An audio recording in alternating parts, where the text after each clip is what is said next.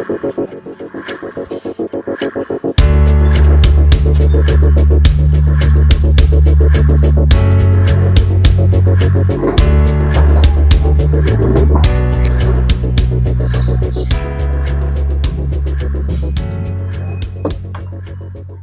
mga kabro, so welcome sa channel natin. So ngayon, actually hindi ito unboxing kasi na-unboxan natin siya dahil required dun sa online shop na kinuha na nito na i-unbox na siya habang bagong dating pa, kaya na-unboxan natin siya. So basically for this video, it will be a review and showing you guys yung specs nitong bagong gadget natin, which is the PO1 face tracking selfie, auto face tracking selfie tripod. Yan. Actually, this is a advanced Christmas gift sa akin. Dahil mo October pa lang, kaya na Christmas gift. So yun. Actually, excited ako dito eh. And hopefully magamit natin siya for our 2 channels, which is the Ride Lang Pag May Time and dun sa ating Spike 76 channel. So, okay, buksan natin. Again, guys, this is the PO1 Auto Face Tracking Selfie Stick Tripod. Yan. So, basically, meron siyang parang base na parang na rin siya yung pinaka-tripod niya. Pero ito yung desktop base niya. And then,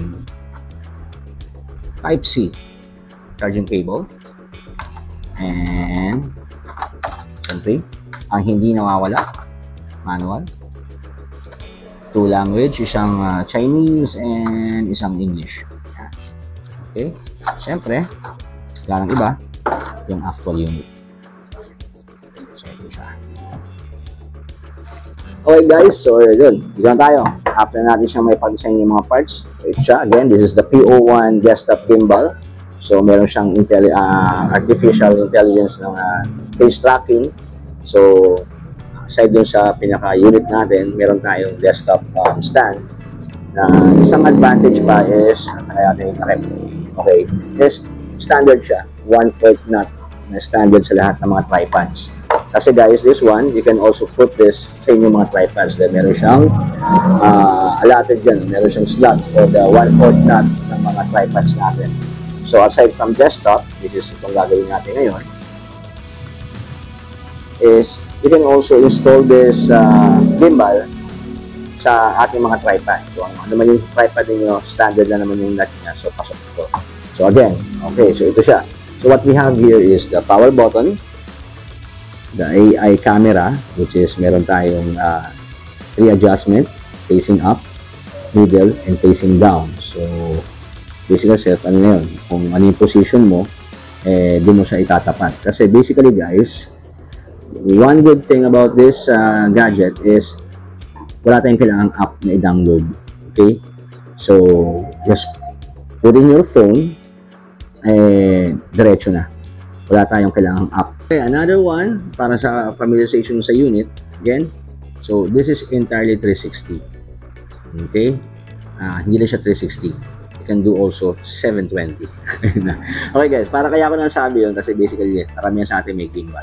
Ang gimbal is, yes, you can do 360 pero may end yun. So pag ikot niya, hanggang din lang siya, babalik ulit sa kabila. But this one, you can do full rotation talaga. Okay, and then at lahat yun andito lang. And then, kaibahan pa nito kasi nga, they call it gimbal. Pero sabi ko nga, ang gimbal, di ba, is multi-directional or position. Left, right, up, and down. So this one, it can do full 360 and left and right. Yun yung automatic. Yun yung may sensor itong ano na to, gadget na to. Pero yung up and down niya is manually. Yun. You can do it manually.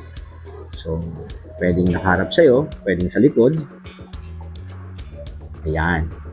Okay? So, you have to position your cell phone saan mo siya gusto ilagay dahil hindi siya automatic sa part na yon. Yung left and right lang niya and the full turn Yun lang yung automatic dito sa gadget na ito. And again guys, cellphone na pasok dito is from 40mm to 80mm. Yan. So, yung sa liit, wala namang phone na ngayon na mas liliit pa rito para mahulog. Pero yung lapad, yeah, you have to check your cell phone first before purchasing this one. If you're interested sa gadget na to, maximum niya is 80mm. Okay? So, sa feel ko ngayon, makita nyo guys, medyo nahirapan ako. Maganda yung grip niya. Maganda. So, pag tinabit nyo yung phone mo, napaka-stable. Okay? Basically guys, sa ano na to, wala akong ikakabit na phone. Kasi gamit ko. Ayan.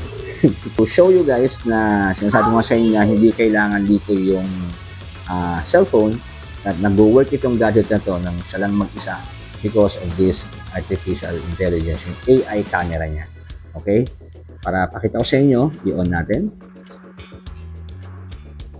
Ayun, so makita niyo yung indicator. Ayan. Ayan. So, green and red. So, wala siyang na-detect, kaya siya green. Pero pag hinarap ko yan sa akin, ayan, nag-steady na yung light. Kanina blinking. Yung nakaharap sa inyo, blinking siya. Pero ngayon, steady na siya. Ibig sabihin, meron na siyang na-detect na face or body. Kasi face to sa face and body yung kanyang na-detect. Pero basically, face talaga. Okay? Para nakikita nyo na, nakikita nyo gumagalaw. Sumusunod kasi siya, guys.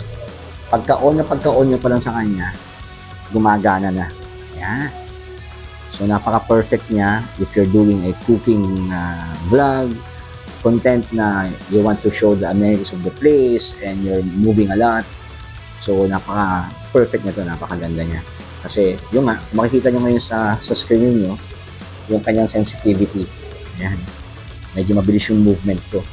Pero nasusundan pa rin niya ako. And another features nitong gadget ito guys is meron siyang tinatawag na hand gesture control. So, mapapansin niyo, ayan, sumusunod siya. Ayan.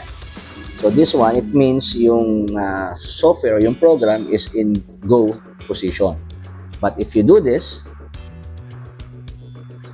there you go. Then sa indicator niya, hindi kita dyan sa ano nyo, pero kayo na green, ngayon magiging red. So ibig sabihin, nandun na siya sa stop position. So mapapansin nyo, kahit anong gawin kong galaw, hindi siya sumusunod. Kasi naka-stop operation siya. So you can do that by just doing this. So it means stop. And then, ang nakakatawa rito yung paano siya pababalik. Ayun. So nag-turn na siya ng green. Sabihin, nasa go na siya sa kanyang, ayun o.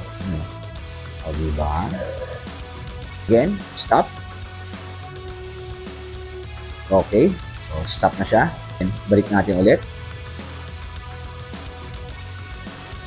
Yon. Okay. So, kahit hindi ka na lumapit sa kanya, kapag gumagawa ng content, just do that hand gesture, makokontrol mo siya. So, stop and go. Gimbal, yes, they can do 360, pero not in full turn. This one, it can do full turn, kahit 720 pa, ilang beses mo siya paikutin. So, kahit na nag-vlog ka, na naglalakad, paikot, kaya niya. Dahil wala siyang stoppage like ng gimbal na may endpoint. Yun, hindi ko lang kung tawag doon, pero guys, I think you already get the point. Okay? So this one, to show you guys yung kanyang 360 capability, ito siya. Okay guys, ang ginawa ko doon guys, double press. When you do the double press doon sa kanyang power button, iikot na siya ng 360.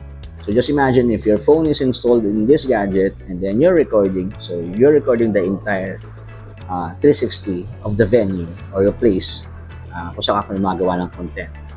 Okay? So if you're in a resort and then you want your viewers to see the whole 360, hindi mo na kailangan pa siyang i-chop-chop yung kuha. So the camera can go 360 while you're explaining the amenities o kaya yung pinaka-ano ng lugar, kung ano yung kino-content mo. Okay? And then, para i-stop lang siya, so antay ko lang tumapat ulit sa akin.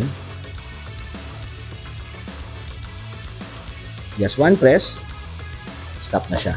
Ang isang kinagandahan dito is no app needed. So, kabit mo lang yung phone mo, and then you can use the gadget directly. Yan na. Okay?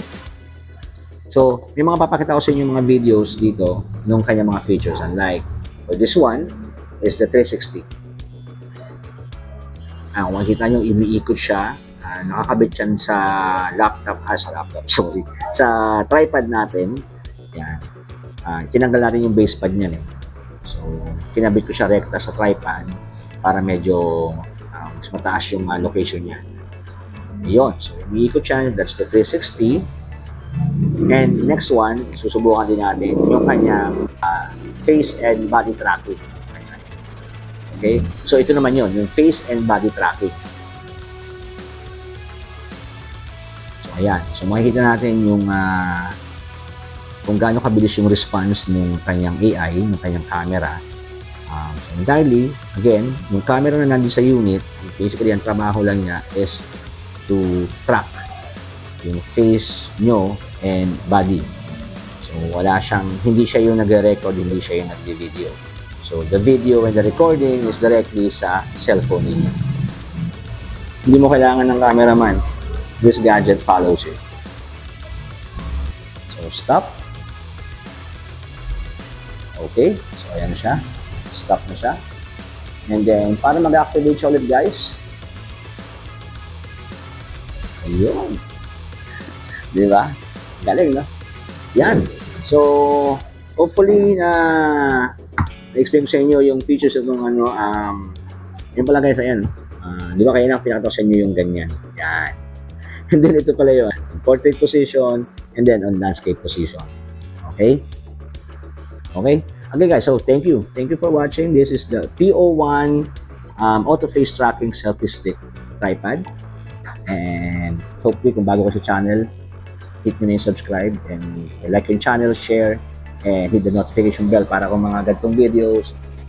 So, hope to see you soon sa ride and then the same time sa range sa mga okay? Again guys, thank you. And again, thank you pala sa wife ko kay Channel Lu sa advance Christmas gift. October pa lang, may Christmas gift na ako. Okay, bye guys. Thank you.